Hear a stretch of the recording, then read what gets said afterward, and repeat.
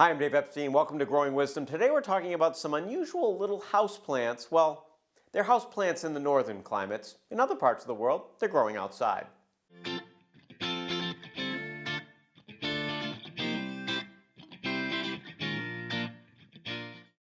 I've got a little table before me this afternoon and some really interesting plants that the purpose of the video is really talk about how to get more plants or how to propagate these by just little cuttings. And all of these grow so easily that you can basically just stick them in soil, break them off, clean off the bottoms of the leaves and put them in a little bit of soil. So here I have this little Tradescantia, and there's many varieties of this. Some have purple leaves, but basically the theme of these is that they tend to trail, and they'll get a little flower, a little insignificant. This one gets a little purple flower. And I broke this off from this larger dish. You can see the larger dish in a different part of the house. And one of my buddies, my friend who has this little Instagram account, Oaks Plants, O-A-K-E-S Plants. And so Oaks is really into a lot of this stuff, and he and I were talking about some of these other ones here. So he gave me actually, in the past couple of days, he gave me this little guy here.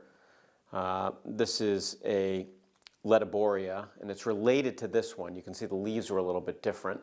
But again here, this little bulb is all that you'll do is just, and I actually put together this little pot here.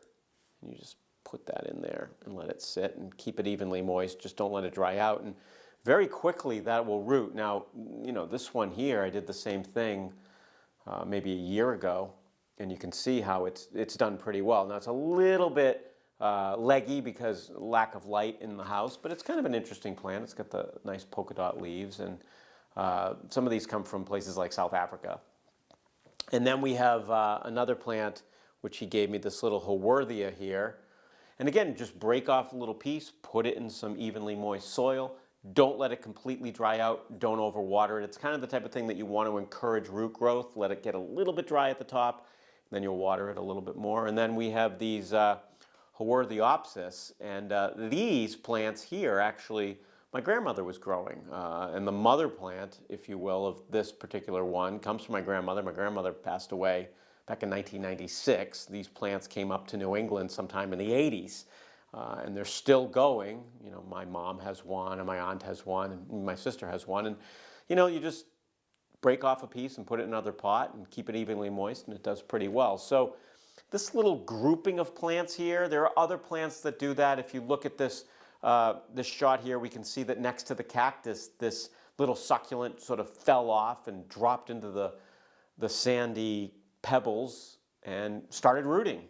And you can do this with many plants. It's a good way to kind of get extra plants or give plants away to friends. And not everything will do this. Some plants you really want to use some rooting hormone.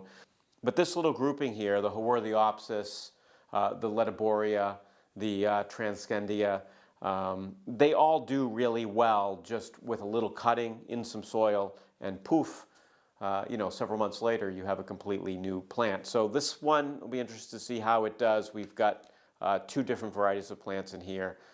We'll let that sit for many, many weeks, and eventually I expect it will completely fill out. So to find these plants, many of them you can find online. They can actually get shipped to you because they root so well. A lot of shippers can sort of just ship the little bulb out. And some of them you can find at a local nursery or specialty store or something like that. So they're a lot different. They're certainly more of a collector's plant than some of your typical house plants, but they're fun to grow, and actually they're quite easy to grow as well. They're very forgiving. You can let them get a little bit dry. One thing about them, you don't want to overwater them, as many of them are prone to rot. Other than that, it's pretty easy to grow.